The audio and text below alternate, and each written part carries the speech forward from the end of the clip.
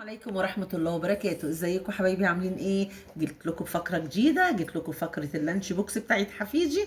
النهارده هعمل له لانش بوكس ايه؟ تعالوا نشوفوا هنعملوا له لانش بوكس ايه.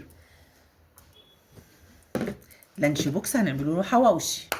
هو نفسه مفتوحة وقال لي اعملي لي حواوشي، كنا بنتغدوا قال لي اعملي حسابي يا نانا على حواوشي انا واصحابي، فانا حبيت احط له الحواوشي، احط له كده زي يعني عشان ايه، نفسه يعني يدي لواحد صاحبه، يدي حد، فانا قلت ايه اكتر له شويه كده حبايبي، احب اغذيه.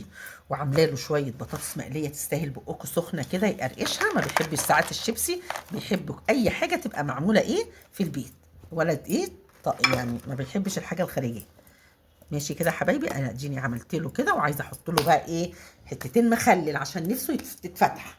حتتين مخلل حبايبي كده، حتتين إيه جزر على خيار كده، واحط له بردك هو بيحب الحاجه الحراق، فاحط له قرن سبايسي كده حبايبي، وحط له هالبينو اهي، حط له شويه حاجات حلوه كده عشان ايه, ياكل ويفتح نفسه هو واصحابه.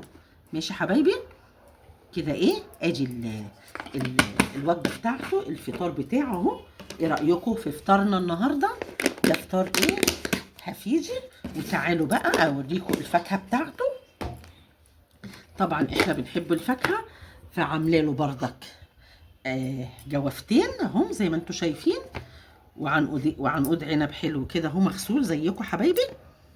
ايه رايكم؟